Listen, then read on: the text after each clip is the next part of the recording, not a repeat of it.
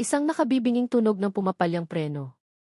Sundan ng pagbasag ng salamin na parang 1,000 piraso ng yelo na sabay-sabay na gumuho. At isang hiyaw. Ang hiyaw na gumigising sa kanya gabi-gabi. Sofia! Napabalikwas ng bangon si Miguel Alcantara, habol ang kanyang hininga. Basa ng malamig na pawis ang kanyang noo, at ang kanyang dibdib ay mabilis na tumataas baba na parang kakatapos lang niyang tumakbo sa isang mahabang karera. Katahimikan. Iyon ang sumalubong sa kanya sa malawak at marangyang kwarto. Ang tanging maririnig ay ang ugong ng aircon at ang malakas na kabog ng sarili niyang puso. Dahan-dahan niyang ipinikit ang kanyang mga mata, pilit na iwinawaksi ang imahe ng nagkandadurog-durog na sasakyan. Ang imahe ng kanyang kapatid. Isang pamilyar na bigat ang muling dumagan sa kanyang dibdib. Isang kalungkutan na kasing lamig at kasing lalim ng gabi sa labas ng bintana. 5 taon na ang nakalipas, ngunit ang sakit ay sariwa pa rin na parang kahapon lang nangyari ang lahat. Napahilamos siya sa kanyang mukha. Wala na namang tulog ito. Akmang tatayo na siya para kumuha ng tubig nang may marinig siyang isang bagay na nagpatigil sa kanya. Isang tunog. Mahina, halos isang bulong na tinatangay ng hangin mula sa kung saan sa ibabang palapag ng mansyon. Isang himig. Tulog na, bunso kong mahal ang mga bituin sa langit, ika'y babantayan. Napatindig ang lahat ng balahibo ni Miguel. Kilalang-kilala niya ang kantang iyon.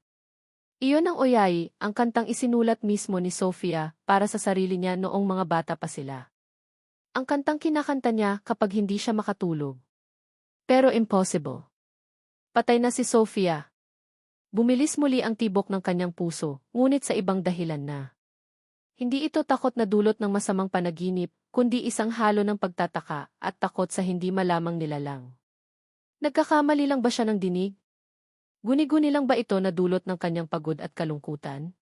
Muli narinig niya ito. Mas malinaw ng kaunti.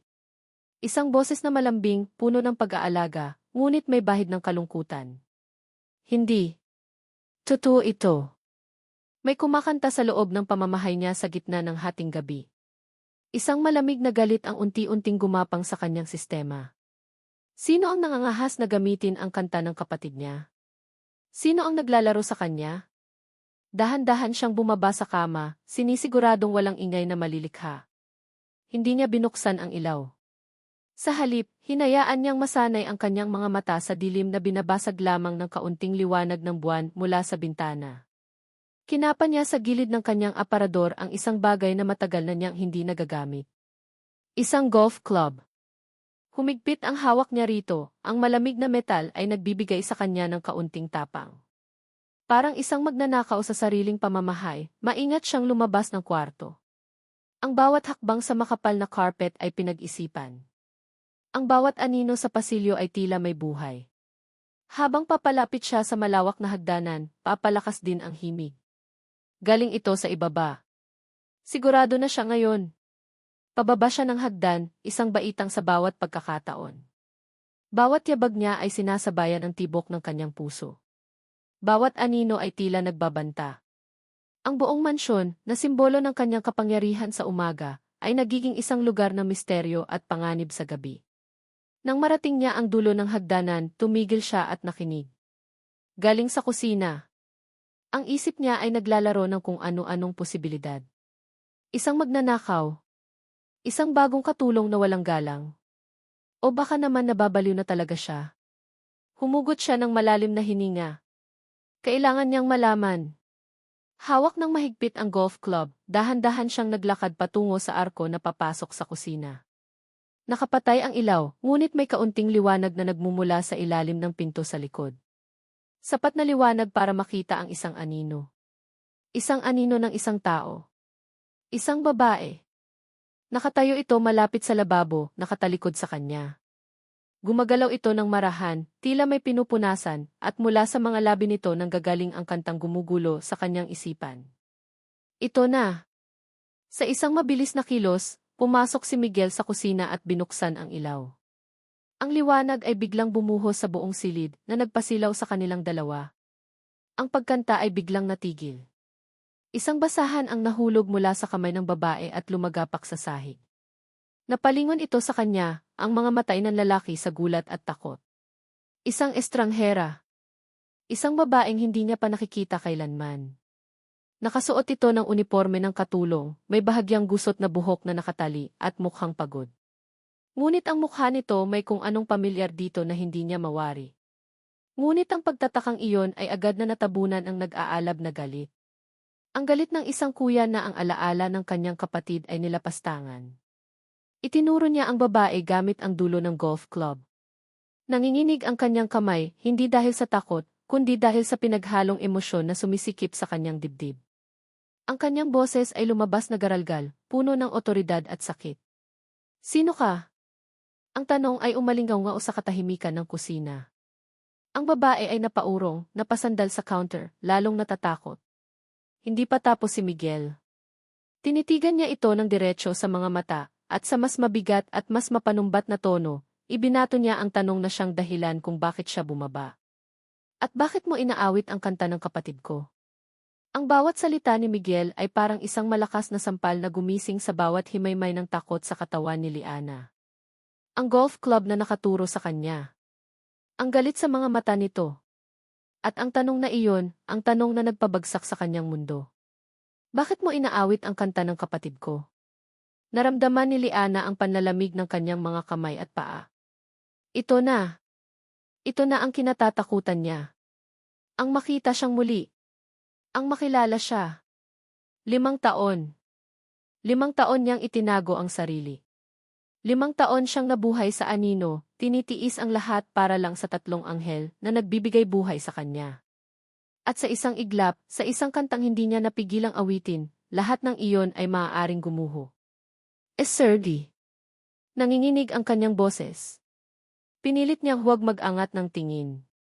Ang sahig na gawa sa mamahaling marmol ang tanging kaya niyang titigan. Ako po si Liana. Ang bago pong katulong. Huwag mo akong tawaging sir, mariin itong sabi, ang boses ay maihalong pagbabanta. Sagutin mo ang tanong ko. Saan mo narinig ang kantang iyan? Naramdaman ni Liana ang pag-init ng kanyang mga mata. Paano niya sasabihin? Na iyon ang kantang kinakanta niya sa mga anak nila gabi-gabi. Na iyon ang tanging alaala na mayroon siya mula sa pamilyang minsan ay naging kanya, bago siya itakwil na parang basura. Sa probinsya po. Narinig ko lang po sa radyo dati, pagsisinungaling niya, ang bawat salita ay parang mga bubog na sumusugat sa kanyang lalamunan. Pasensya na po kung nagustuhan ko lang pong awitin. Hindi ito nagsalita. Naramdaman ni Liana ang titig nito na tila bumabaon sa kanyang pagkatao. Pakiramdam niya ay hinuhubaran siya, hindi ng damit, kundi ng lahat ng kasinungalingan at sikretong pilit niyang itinatago. Tumingin ka sa akin, utos nito. Dahan-dahan na parang may 1,000 kilong nakapasan sa kanyang balikat, inangat ni Liana ang kanyang ulo. At ang mga mata nila ay muling nagtagpo pagkatapos ng napakahabang panahon. Ang mga matang iyon. Ang pamilyar na mga matang minsan niyang minahal ng higit pa sa kanyang buhay. Ngayon, ang mga ito'y puno ng pagdududa, galit, at isang bagay pa isang kislap ng pagkalito. Nakita ni Liana kung paano bahagyang kumunot ang noo nito, na para bang may isang lumang litrato sa isipan nito na pilit nitong binubuo. Natigilan si Miguel. Para siyang nakakita ng multo. Teka di. Bulong nito, mas para sa sarili kaysa para sa kanya. May kahawig ka.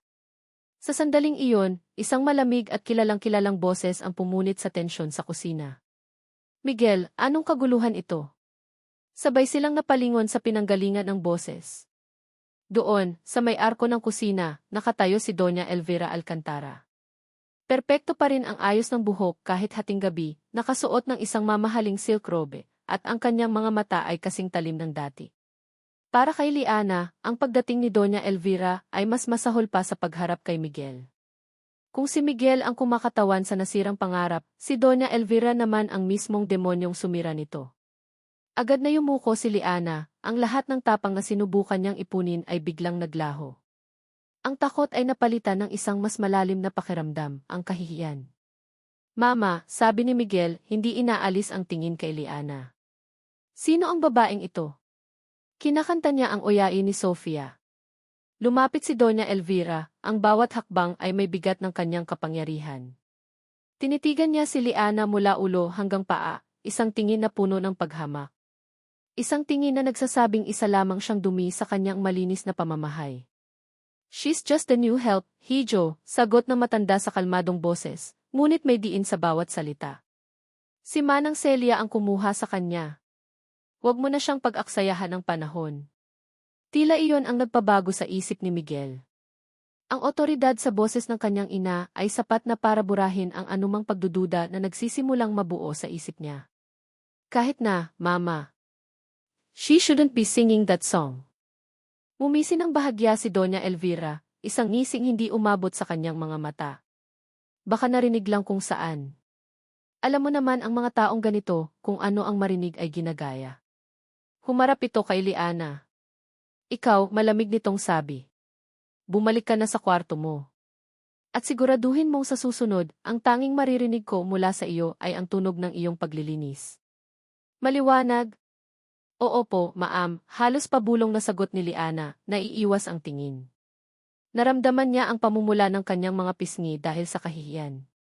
Mabilis siyang tumalikod at halos takbuhin ang daan palabas ng kusina, palayo sa dalawang taong nagdulot ng pinakamalaking sakit sa buhay niya.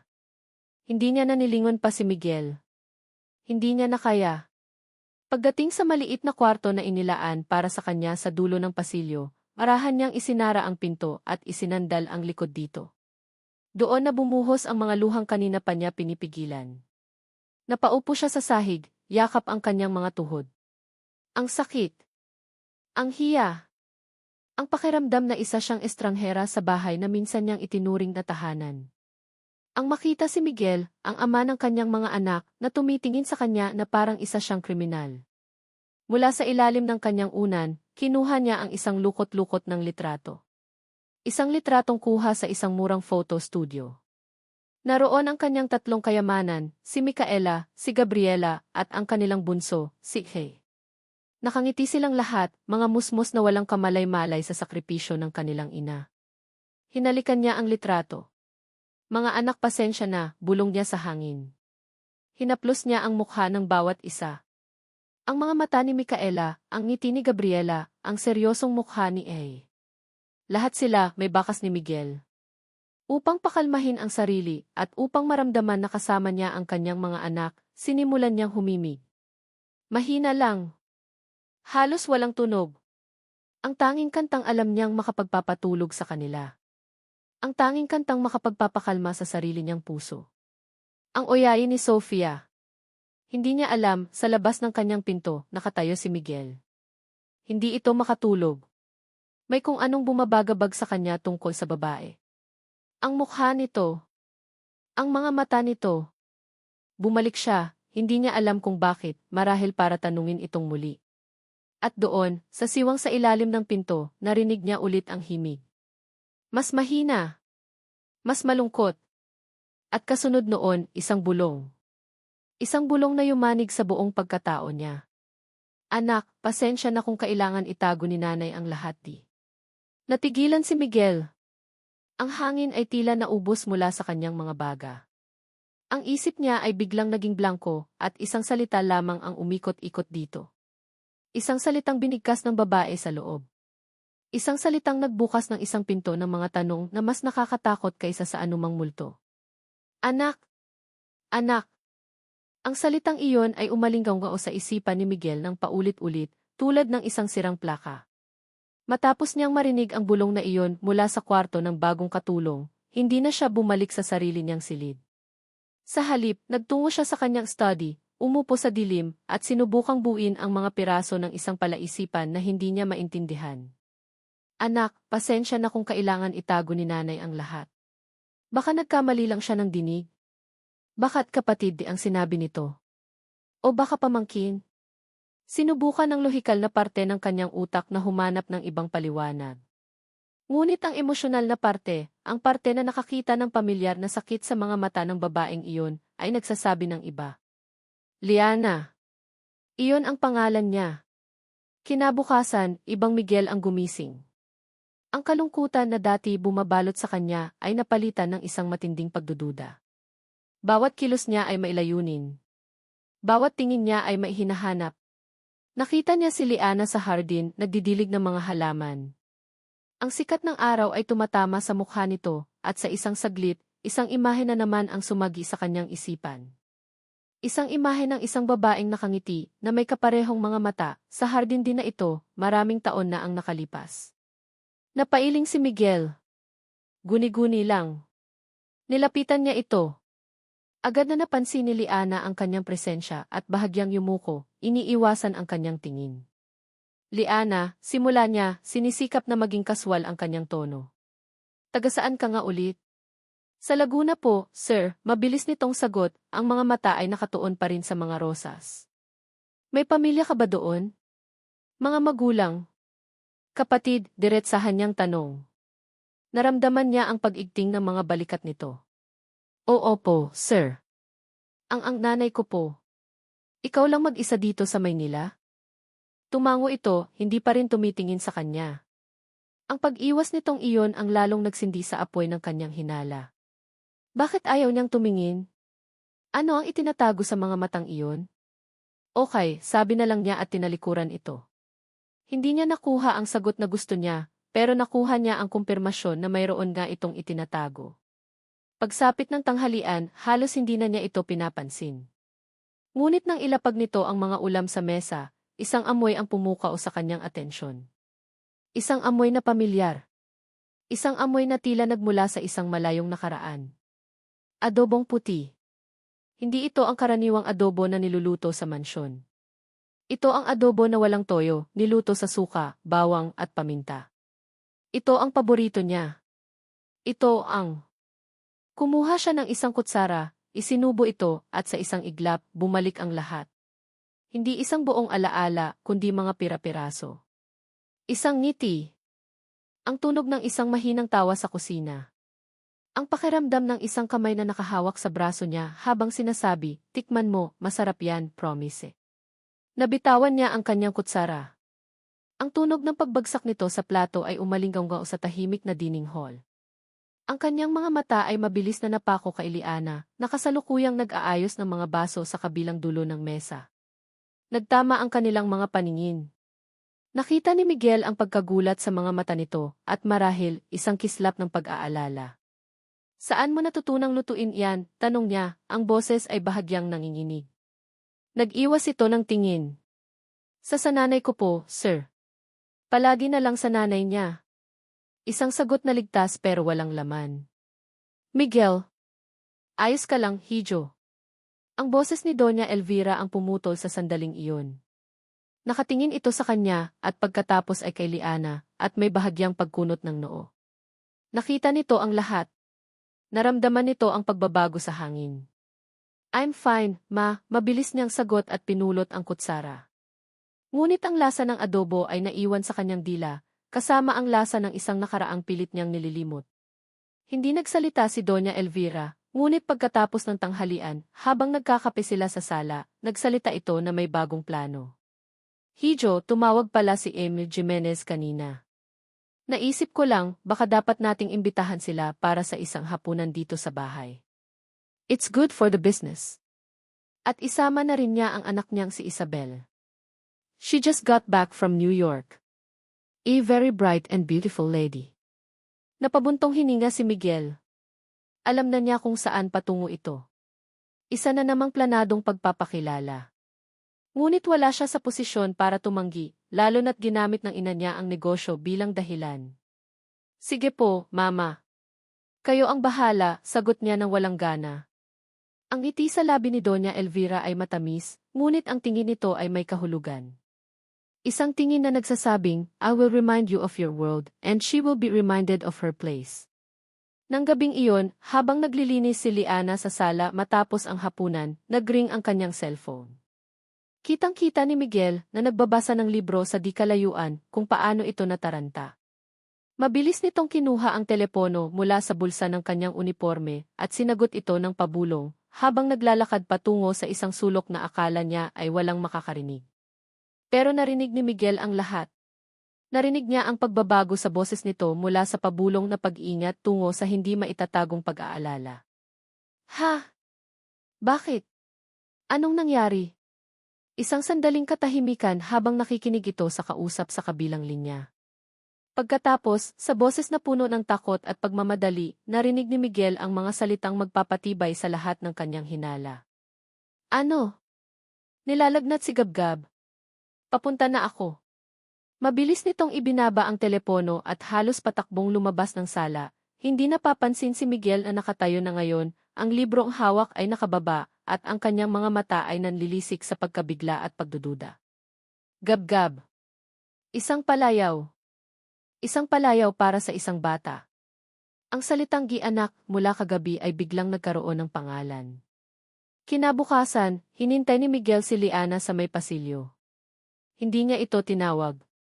Hinintay niya lang itong dumaan na parang isang mangangasong nag-aabang sa kanyang biktima. Nang makita siya nito, kitang-kita niya ang biglaang pag-igting ng mga balikat nito. Yumuko ito agad, akmang lalagpasan siya. Sandali, sabi niya, ang boses ay kalmado ngunit may bigat na hindi maikakaila. Tumigil si Liana, nakayuko pa rin. Ano po iyon, sir? Hindi na nagpaligoy-ligoy pa si Miguel. Sino si Gabgab? Naramdaman niya, higit pa sa nakita, ang pagkataranta nito. Ang bahagyang panginginig ng mga kamay nitong nakakapit sa hawak na pamunas. Ilang segundo ng katahimikan ang namagitan sa kanila bago ito sumagot. Kay kapatid ko po, sir, sabi nito, ang boses ay bahagyang pumiyok. Si Gabriela po. Gabgab ang palayaw namin sa kanya. Gabriela. Isang pangalan na perpektong tugma. Isang sagot na pinag-isipan. Ngunit hindi naniwala si Miguel.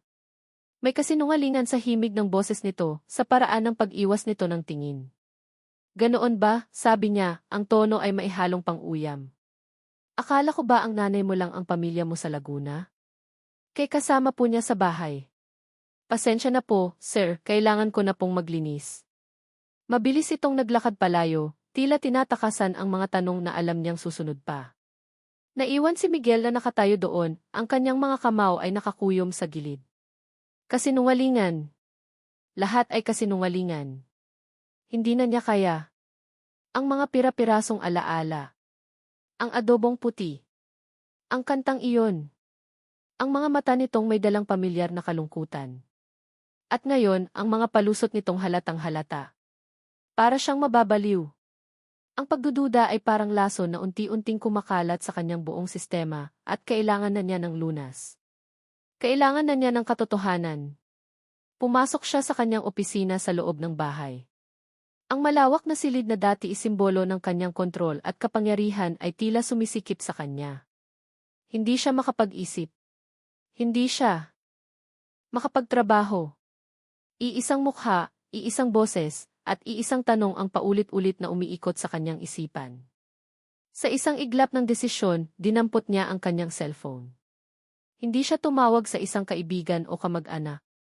Tumawag siya sa isang numerong matagal na niyang hindi ginagamit, isang numerong para sa mga problemang hindi kayang lutasin ng pera lamang, kundi ng impormasyon. Hello, sagot ng isang profesional na boses sa kabilang linya. I have a job for you, diretsong sabi ni Miguel. Surveillance. Her name is Liana Reyes. She works for me. Bukas ang day off niya. I want to know where she goes, who she meets. Everything. I want a full report with pictures Eva at the end of the day. Kinabukasan, sa unang pagkakataon sa loob ng 5 taon, naramdaman ni Miguel na ang pagpasok sa opisina ng Alcantara Holdings ay isang pagpapanggap. Nakaupo siya sa kanyang malaking leather na upuan, sa tuktok ng isang nagtataasang gusali, ngunit ang isip niya ay nasa labas. Nasa mga kalsada ng Maynila. Sumusunod sa isang babaeng nagngangalang Liana. Hindi siya mapakali. Bawat email notification ay nagpapatayo ng kanyang balahibo. Bawat tawag ay nagpapabilis ng tibok ng kanyang puso. Ibinuhos niya ang kanyang atensyon sa mga papeles at meetings, ngunit ang lahat ay isang malabong ingay lamang. Pagsapit ng alas 5 ng hapon, habang papalubog na ang araw sa abot tanaw ng Maynila, tumunog ang kanyang cellphone. Isang email. Ang puso niya ay biglang kumabog ng napakabilis. Napatitig siya sa screen. Ito na. Ang sagot sa lahat ng kanyang tanong, o marahil, ang simula ng mas marami pang katanungan. Huminga siya ng malalim, ang kanyang mga daliri ay bahagyang nanginginig habang ginagalaw ang mouse. Nag-click siya. Nag-download ang attachment. Isang zip file. Binuksan niya ito. Isang folder na puno ng mga litrato. Ang unang mga litrato ay simple lang. Si Liana, bumaba ng jeep, nakasuot ng simpleng damit. Si Liana, pumasok sa isang pampublikong palengke. Si Liana, namimili ng mga gulay at prutas. Mga ordinaryong eksena. Ngunit pagkatapos, nagbago ang lokasyon. Isang maliit, masukal na eskinita. Isang simpleng apartment building. At pagkatapos ay ang litratong sumira sa lahat. Ang litratong nagpatigil sa pag-ikot ng kanyang mundo. Nasa isang maliit at pampublikong palaruan si Liana. Nakaupo siya sa damuhan, nakangiti. Isang ngiting hindi pa kailanman nakita ni Miguel sa malungkot nitong mukha sa loob ng mansyon. Ito ay isang ngiting totoo, masaya at puno ng pagmamahal. Dahil sa kanyang paligid ay 3 bata. 3 maliliit na bata na naglalaro. Isang batang babae na may mahabang buhok, sinusubukan ang slide. Ang tawa nito ay tila naririnig niya kahit sa litrato lang. Isang batang babae na kamukhang-kamukha ng una, inaabutan si Liana ng isang bulaklak na pinitas nito mula sa damuhan. At sa gitna nila, isang maliit na batang lalaki. Seryoso ang mukha, nakatingin sa kamera na para bang alam nitong may nagmamasid. Kambal. Kambal na babae. At isang batang lalaki. Hindi iyon ang nagpaguho sa mundo ni Miguel. Ang nagpaguho sa mundo niya ay ang mga mukha ng mga batang iyon. Ang mga mata ng kambal na babae iyon ang mga mata ni Sofia. Ang parehong hugis, ang parehong kislap. At ang batang lalaki ang seryosong mukha, ang paraan ng pagkakunot ng noo, ang hugis ng kanyang mga labi. Para siyang nakatingin sa sarili niyang litrato noong siya ay bata pa. Isang malamig na agos ang dumaloy sa kanyang mga ugat. Napakalamig na parang yelo. Hindi siya makahinga. Ang hangin sa kanyang baga ay tila biglang naubos. Ang buong silid opisina, kasama ang nagtataasang mga gusali sa labas, ay nawala. Ang tanging nakikita niya ay ang litratong iyon sa screen ng kanyang computer. Si Liana. At ang 3 bata. Ang mga mata ni Sofia. Ang mukha niya. Ang kasinungalingan. Ang pag-iwas. Ang adobong puti. Ang oyayi. Ang bulong na anak. Ang i-gab-gab. Lahat ng piraso ng palaisipan ay biglang nagkabit-kabit sa isang nakakabiglang iglap. Hindi ito isang simpleng kasinungalingan. Ito ay isang sikretong napakalaki, napakabigat, na nagtago sa ilalim ng kanyang sariling bubong. Hinawakan niya ang gilid ng kanyang mesa, ang kanyang mga buko ay namumuti sa higpit ng hawak. Sinubukan niyang magsalita, ngunit walang boses na lumabas. Ang cellphone ay dumulas mula sa kanyang nanginginig na kamay. Bumagsak ito sa makapal na carpet, ngunit ang tunog ay parang isang pagsabog sa nangingibabaw na katahimikan ng kanyang isipan. Ang mundo niya ay nabasag. Ang 5 taon ng kalungkutan, ng galit sa isang asawang inakala niyang nagtaksil, ng pagluluksa sa isang kapatid, lahat ng iyon ay nagbago ng anyo. Naging isang higanting tandang pananong. Sino si Liana? Hindi. Mali ang tanong. Ang tamang tanong ay ang tanong na bumubulong ngayon sa bawat sulok ng kanyang nagwawasak na kaluluwa. Isang tanong na halos hindi niya kayang bigkasin kahit sa sarili niya lang. Ang kanyang hininga ay nahinto. Ang kanyang mga labi ay bahagyang bumuka habang binubulong niya sa hangin ang tanong na sumasakop sa lahat. Mga anak ko. Pagod. Iyon ang nararamdaman ni Liana habang papasok siya sa malaking gate ng mansyon ng mga Alcantara. Pagod mula sa biyahe, ngunit isang masayang pagod. Ang isang araw na kasama ang kanyang mga anak ay sapat na para bigyan siya ng lakas para sa isa na namang linggo ng pagpapanggap at pagtitiis. Ang ngiti at tawa ni Micaela at Gabriela, ang mahigpit na yakap ni Ehe, bago siya umalis, iyon ang kanyang gasolina. Iyon ang dahilan kung bakit niya kinakaya ang lahat. Ngunit pagpasok niya sa malaking pinto, ang lahat ng init at saya mula sa kanyang puso ay biglang naglaho na parang isang kandilang hinipan ng malakas na hangin. Nakatayo doon si Miguel. Sa gitna ng malawak na foyer, nag-iisa. Hindi siya nakaupo. Hindi siya gumagalaw. Nakatayo lang siya, naghihintay. At sa paraan ng pagtayo niya, sa tindi ng katahimikan na bumabalot sa kanya, alam na ni Liana na may mali. Isang malaking pagkakamali. Ang kanyang puso ay nagsimulang kumabog ng mabilis at malakas. Ang kanyang mga palad ay agad na pinagpawisan. Dahan-dahan siyang lumapit, yumuko, at sinubukang lagpasan ito. Magandang gabi po, sir. Hindi ito gumalaw para paraanan siya. Hinarangan nito ang kanyang daan. Saan ka galing? Tanong nito. Ang boses nito ay kakaiba. Hindi ito galit. Hindi ito malungkot. Ito ay kalmado. Isang nakakatakot na klase ng kalmado. Isang katahimikan bago ang isang malakas na bagyo. Sa Laguna po, sir. Dumalaw sa nanay ko, muli niyang pagsisinungaling, ngunit alam niya sa pagkakataong ito, hindi na ito maniniwala. Hindi sumagot si Miguel. Sa halip, dahan-dahan nitong itinaas ang kamay. Hawak nito ang kanyang cellphone. At pagkatapos, ibinaling nito ang screen paharap sa kanya. Nanigas si Liana. Ang kanyang hininga ay biglang naputol. Ang kanyang mga mata ay nanlaki sa hindi makapaniwalang pagkasindak. Ang litrato. Ang litrato niya sa parke. Kasama ang kanyang mga anak. Ang tatlong dahilan ng kanyang pag-iral na ngayon ay nakadisplay na parang ebidensya sa isang krimen. Ipaliwanag mo ito. Ang dalawang salitang iyon ay hindi isang tanong. Isa itong utos. Isang hatol. Naramdaman ni Liana na nanghina ang kanyang mga tuhod. Napakapit siya sa strap ng kanyang bag para hindi matumba. Walang salitang lumabas sa kanyang bibig. Ano pa ang sasabihin niya? Anong kasinungalingan pa ang mailalabas niya para pagtakpan ang katotohanang nakabalandra na sa kanilang harapan? Sino ang mga batang yan, Liana? Pag-ulit ni Miguel, ang boses ay nagsisimula ng manginig sa pinipigilang emosyon. Sabihin mo sa akin ang totoo.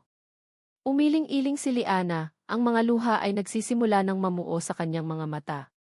Sir, pakiusap ti. Huwag akong tawaging essay, sigaw nito, ang kalmadong maskara ay biglang nabasag. Ang galit, sakit, at pagkalito ng nagdaang mga araw ay sumabog na. 5 taon, Liana. 5 taon mo akong pinaniwala na nagtaksil ka. 5 taon kong kinamuhian ang isang multo. Tapos malalaman kong nandito ka lang pala, naglilinis ng sarili kong pamamahay, at may mga bata kang itinatago. Sino dan batang iya? Ang bawat salita ay parang isang suntok sa sikmura ni Liana. Hindi na niya kaya. Ang bigat ng 5 taong pag-iisa at pagtatago ay bumagsak sa kanya. Sila Ali. Humikbi siya. Sila ang ni. Hindi niya matapos. Ang mga salita ay ayaw lumabas. Sa gitna ng kanilang pagtatalo, isang boses ang muling pumutol sa lahat. Anong nangyayari dito? Pumasok si Doña Elvira sa foyer, naakit ng sigaw ni Miguel. Nakita niya ang umiiyak na si Liana, ang galit na si Miguel, at ang cellphone na hawak nito. Kinuha ni Doña Elvira ang cellphone mula sa kamay ng anak. Tiningnan niya ang litrato. Isang sandali ng katahimikan. At pagkatapos, isang malamig at mapanghamak na tawa ang kumawala mula sa kanyang mga labi. Sinabi ko na nga ba, sabi nito, ibinabalik ang tingin kay Liana. Isa kang desperadang manggaganso. Doon na tuluyang gumuho si Liana. Ang pag-asa na baka sakaling maintindihan siya ni Miguel ay biglang nawala. Sa harap ng demonyong sumira sa buhay niya, isinuko na niya ang lahat. Miguel, sigaw niya sa gitna ng kanyang mga hikbi, ang boses ay basag at puno ng sakit. Mga anak mo sila. Mga anak natin. Natigilan si Miguel. Ang kumpirmasyong hinihintay niya ay dumating na parang isang kidlat na tumama sa kanyang puso. Ngunit bago pa siya makapag-react, sumingit na si Doña Elvira. At kailan mo pa naging anak ang mga iyan, Miguel? Tanong ng matanda, ang boses ay puno ng lason. Pagkatapos niyang makipaglandian sa ibang lalaki. Huwag kang maging tanga, Hijo. Ginagamit ka lang ng babaeng ito. Isa siyang gold digger. Isang makating babae na gagawin ang lahat para lang makabalik sa yaman na ito. Hindi totoo yan, sigaw ni Liana, ang kanyang pagtatanggol ay mahina laban sa bagsik ni Doña Elvira. Guards, sigaw ng matanda. Palayasin ang babaeng iyan. I want her out of SI house dinner. 2 security guard ang mabilis na pumasok. Hinawakan nila ang magkabilang braso ni Liana. Napatingin si Liana kay Miguel, ang kanyang mga mata ay puno ng pagmamakaawa. Miguel, pakiusap maniwala ka sa akin. Ngunit si Miguel ay nakatayo lang doon. Paralisado. Ang kanyang isip ay isang magulong bagyo ng katotohanan at mga lumang kasinungalingan. Ang mga anak niya. Ang babaeng nagtaksil sa kanya. Ang salita ng kanyang ina. Hindi niya alam kung ano ang paniniwalaan. Ang kanyang katawan ay hindi gumagalaw. Ang pananahimik ni Miguel ang siyang pumatay sa huling piraso ng puso ni Liana. Hinila siya ng mga gwardiya palabas. Nagpumiglas siya, ngunit wala siyang lakas. Ang bawat hakbang palayo kay Miguel, palayo sa bahay na iyon, ay parang isang paglalakbay patungo sa impyerno. Isinara ang malaking pinto sa likuran niya. Maya-maya pa, bumukas ang gate. Itinulak siya palabas ng mga gwardiya nang walang anumang awa. Bumagsak si Liana sa malamig at maruming semento ng bangketa. Kasabay nito ang pagbuhos ng malakas na ulan na tila nakikidalamhati sa kanyang sinapit. Nilingon niya ang malaking mansyon. Ang mga ilaw nito ay tila nangungutya sa kanya.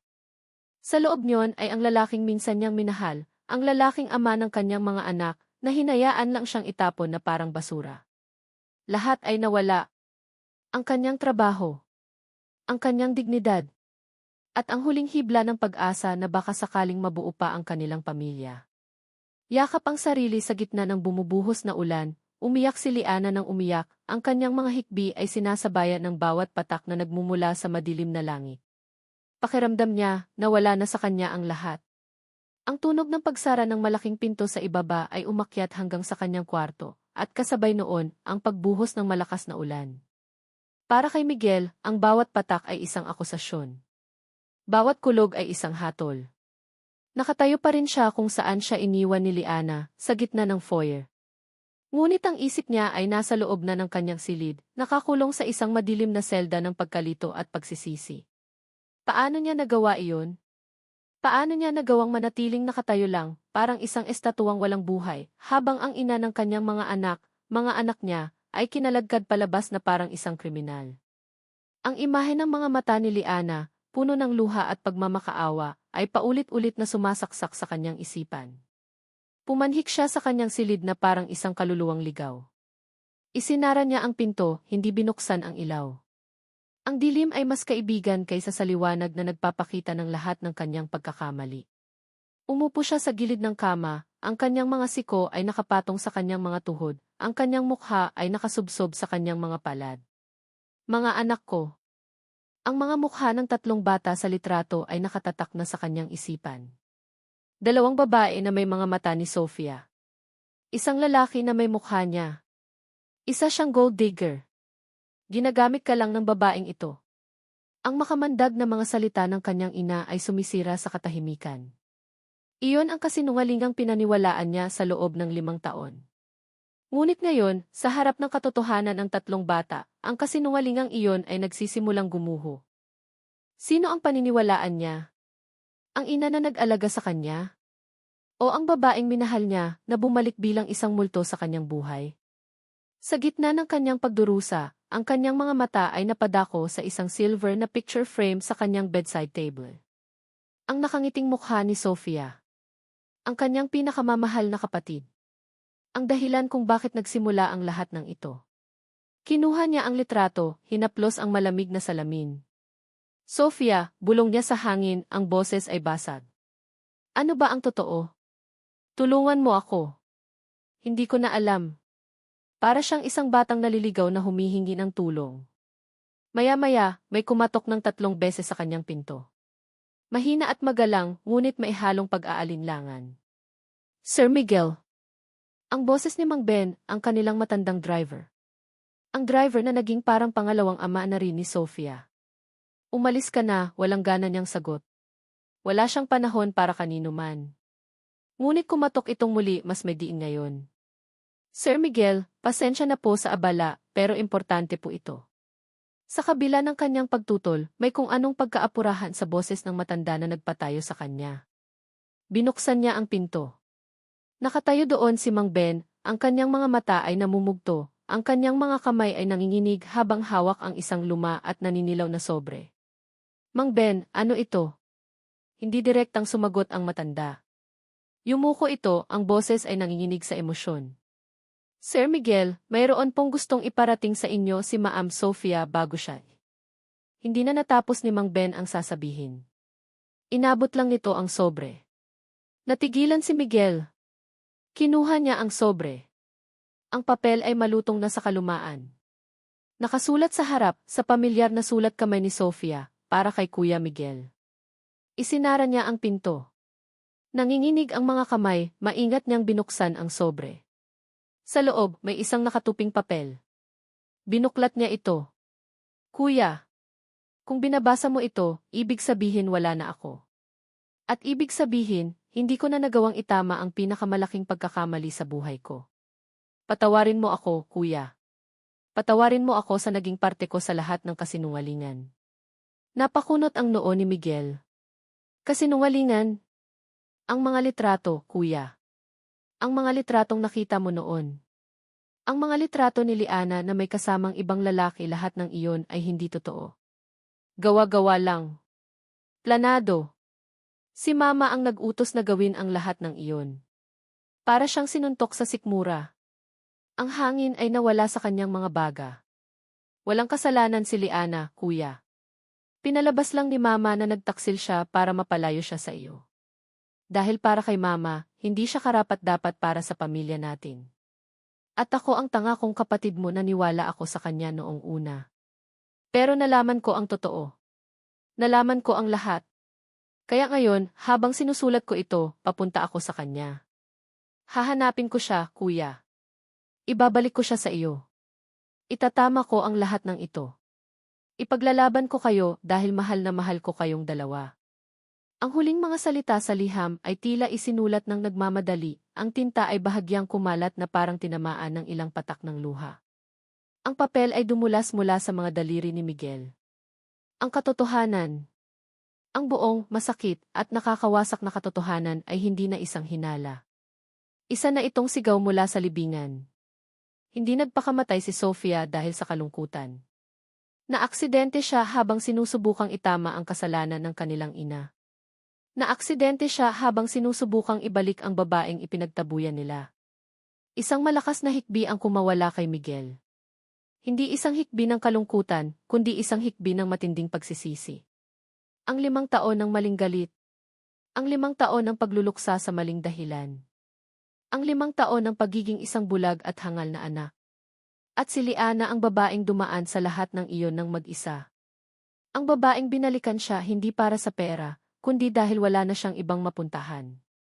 Ang babaeng nagpalaki sa kanilang mga anak ng mag-isa. At kanina lang ipinagtabuyan niya itong muli. Isang bagong emosyon ang pumalit sa pagsisisi. Isang bagay na mas malamig, mas matigas. Isang nagbabagang galit. Isang galit na hindi nakatuon sa sarili niya, kundi sa taong sanhi ng lahat ng ito. Dahan-dahan siyang tumayo. Pinulot niya ang liham mula sa sahig. Tinupi niya itong muli at inilagay sa bulsa ng kanyang pantalon.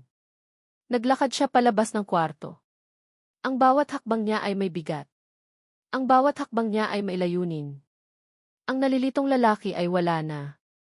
Ang natitira ay isang anak na nalinlang, isang kuya na nagluluksa sa katotohanan, at isang ama na kailangang bawiin ang kanyang pamilya.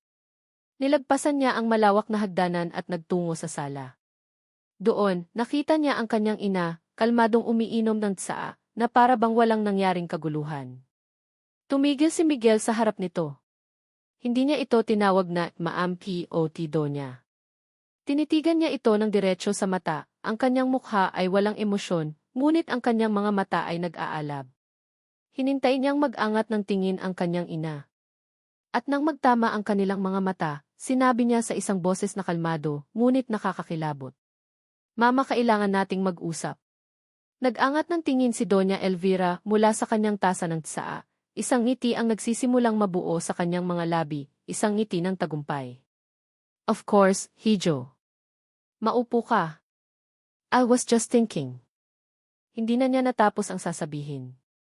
Inilabas ni Miguel ang liham mula sa kanyang bulsa at marahan itong inilapag sa ibabaw ng mamahaling lamisang gawa sa Nara. Ang naninilaw na sobre ay tila isang bomba na naghihintay na sumabog sa gitna ng kanilang marangyang sala. Agad na nawala ang ngiti ni Doña Elvira. Ang kanyang mga mata ay nanlaki ng bahagya nang makilala ang sulat kamay sa sobre. Ano yan? Tanong niya, ang boses ay biglang nawala ng katiyakan. Isang boses mula sa nakaraan, Mama, sagot ni Miguel, ang kanyang tono ay walang buhay, ngunit may bigat na parang bato. Isang boses na sinubukan mong patahimikin. Binuklat ni Miguel ang liham at itinulak ito palapit sa kanyang ina. Basahin mo. Nag-atubili si Doña Elvira. Ngunit sa titig ng kanyang anak, isang titig na hindi niya pa nakikita kailanman, isang titig na puno ng sakit at malamig na galit, ay wala siyang nagawa kundi kunin ito.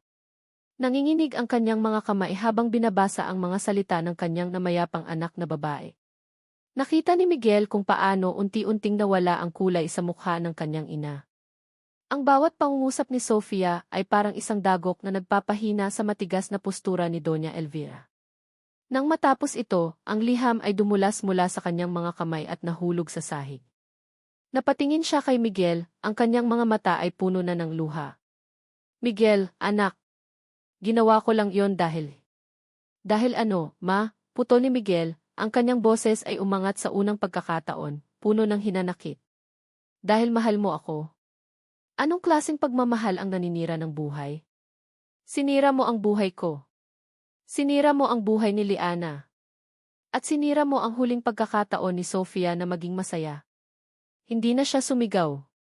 Bumalik ang kanyang boses sa isang basag na bulong. Bakit, Mama? Bakit mo ito ginawa sa amin? Doon na tuluyang bumagsak ang lahat ng depensa ni Doña Elvira. Ang matapang at makapangyarihang matriarch ay nawala at ang natira ay isang matandang babae na humahagulgol. Dahil natakot ako, Miguel. Natakot akong mawala ka sa akin. Natakot ako na ang babaeng iyon na hindi natin kauri ay kukunin ka palayo. Napailing si Miguel, isang mapait na ngiti ang sumilay sa kanyang mga labi. Hindi kanya inilayo sa akin, ikaw. Ikaw ang naglayo sa akin sa sarili kong pamilya. Hindi na niya hinintay ang sagot nito. Tinalikuran niya ang kanyang ina, tinalikuran niya ang lahat ng kasinungalingan sa loob ng bahay na iyon. Mayroon siyang mas importanteng kailangang gawin. Kailangan niyang hanapin si Liana at ang kanyang mga anak. Sumakay siya sa kanyang sasakyan at humarurot sa gitna ng humihinang ulan, walang ibang laman ang isip kundi ang isang pangalan at isang mukha. Ang amoy ng lumang kahoy at alikabok ang sumalubong kay Liana sa maliit na kwartong inuupahan niya. Dito niya itinago ang kanyang mga anak sa loob ng 5 taon. Ito ang kanyang naging kanlungan. Ngunit ngayon, ang lugar na ito ay tila isang paalala ng kanyang kabiguan. Nakatayo siya sa gitna ng kwarto, napapalibutan ng mga nakaimpaking kahon at bag kailangan na nilang umalis. Bago pa sila mahanap ni Doña Elvira. Bago pa tuluyang kunin sa kanya ang kanyang mga anak. Ang bawat damit na tinutupi niya ay nababasa ng kanyang mga luha. Umiiyak siya hindi lang para sa sarili niya, kundi para sa kanyang mga anak. Anong buhay ang maibibigay niya sa kanila sa ganitong paraan? Palaging tumatakbo, palaging nagtatago. Patawarin niyo si nanay, mga anak. Isang malakas na katok sa pinto ang nagpatigil sa kanya. Nanigas siya. Sino yon? Ang may-ari ng apartment? O mas masahol pa mga tauhan ni Doña Elvira? Sino yan? Tanong niya, ang boses ay nanginginig. Walang sagot. Sa halip ang pinto ay dahan-dahang bumukas. At doon, nakatayo sa may pintuan, basang-basa ng ulan at habol ang hininga, ay si Miguel. Ang kanyang puso ay huminto sa pagtibok. Nakita niya si Liana sa gitna ng kwarto, napapalibutan ng mga kahon, ang mukha ay namumugto sa kaiyak. Ang puso niya ay nadurog sa 1,000 piraso. Liana di. Napaurong ito, ang takot ay malinaw sa kanyang mga mata. Umalis ka na. Pakiusap. Huwag mo nang guluhin ang buhay namin. Hindi ako aalis, sabi ni Miguel, humakbang siya papasok at marahang isinara ang pinto. Hindi na ako aalis pa. Lumapit siya. Bawat hakbang niya ay maingat, na parang lumalapit sa isang sugatang hayop. Alam ko na. Alam ko na ang lahat. Nakita niya ang pagkalito sa mga mata nito. Ang liham ni Sofia, pagpapatuloy niya, ang boses ay nanginginig. Binigay sa akin ni Mang Ben na basa ko ang lahat. Ang tungkol sa mga litrato sa plano ni Mama sa lahat. Napahikbi si Liana, tinakpan ang kanyang bibig. Nang makalapit si Miguel, hindi niya na napigilan ang sarili. Lumuhod siya sa harap ni Liana, sa sahig na puno ng alikabok, hinawakan ang mga kamay nito. Patawarin mo ako, Liana, sabi niya, ang sarili niyang mga luha ay bumabagsak na. Patawarin mo ako sa pagiging isang duwag. Sa pagiging isang hangal. Sa hindi paniniwala sa'yo. Sa pag-iwan ko sa'yo. Patawarin mo ako sa lahat ng sakit na idinulot ko. Tiningnan niya ito ng diretso sa mga mata. Mahal na mahal kita. Noon at lalo na ngayon. Sa sandaling iyon, isang maliit na pinto mula sa kabilang kwarto ang bahagyang bumukas. 3 maliliit na ulo ang sumilip, puno ng pag-usisa. Sila na. Ang kanyang mga anak. Dahan-dahang tumayo si Miguel. Hindi niya inaalis ang tingin sa 3 bata na ngayon ay nakatingin din sa kanya. Ang kambal na babae, may mga mata ni Sofia. At ang batang lalaki na may seryosong mukha na parang salamin ng kanyang sarili. Hindi niya napigilan ang pag-agos ng kanyang mga luha ng tuluyan. Ang 5 taon na nawala. Ang mga unang salita, unang hakbang, unang kaarawan na hindi niya nasaksihan.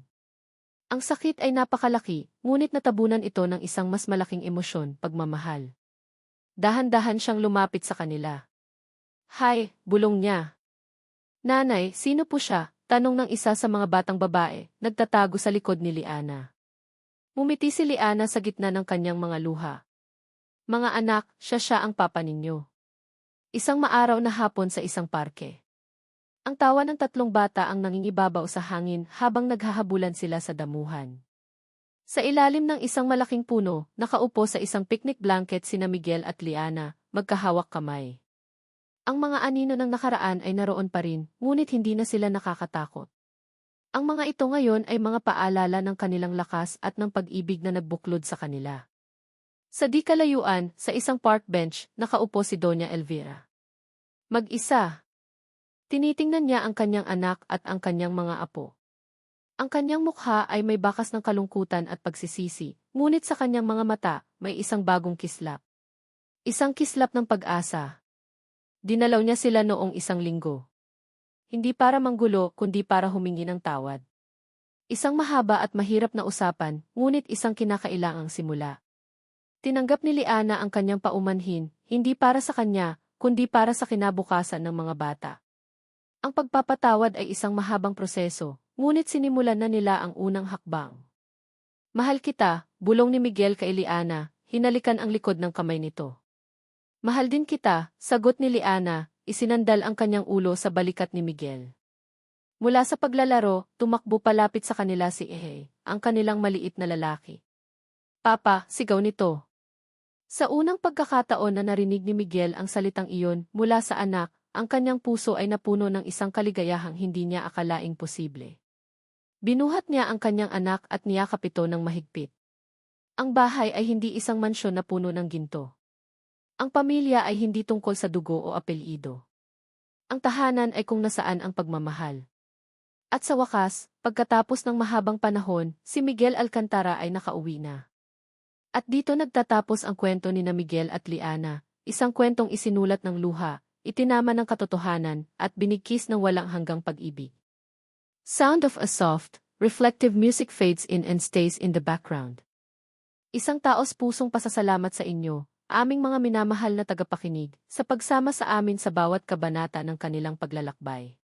Mula sa unang oyay sa hating gabi hanggang sa huling yakap sa ilalim ng puno, naramdaman namin ang inyong presensya, at iyon ang nagbigay sa amin ng inspirasyon upang tapusin ang kwentong ito. Habang isinusulat namin ang bawat salita, kami man ay nadala sa agos ng kanilang mga damdamin. Naramdaman namin ang bigat ng kalungkutan ni Miguel, ang tahimik na sakripisyo ni Liana, at ang sakit ng bawat kasinungalingan. Nais naming iparating sa pamamagitan ng kanilang kwento na ang buhay ay hindi perpekto. May mga pagkakataon na tayo'y nagkakamali, nasasaktan at nawawala ng pag-asa. Ngunit nais din naming ipaalala na hanggat may pag-ibig, may pag-asa. Hanggat may katotohanan, mayroong kapatawaran.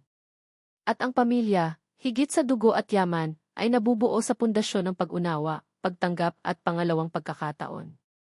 Sana'y may isang piraso ng kwento ni na Miguel at Liana na tumatak sa inyong mga puso. Kung mayroon kayong saloobin o aral na napulot mula sa kwentong ito, inaanyayahan namin kayong ibahagi ito sa comment section sa ibaba. Ang inyong mga boses at kwento ay mahalaga rin sa amin. Hanggang sa muli nating pagkikita sa susunod na kwento ng buhay at pag-ibig. Muli, maraming salamat po. Tadhana Diaries Z.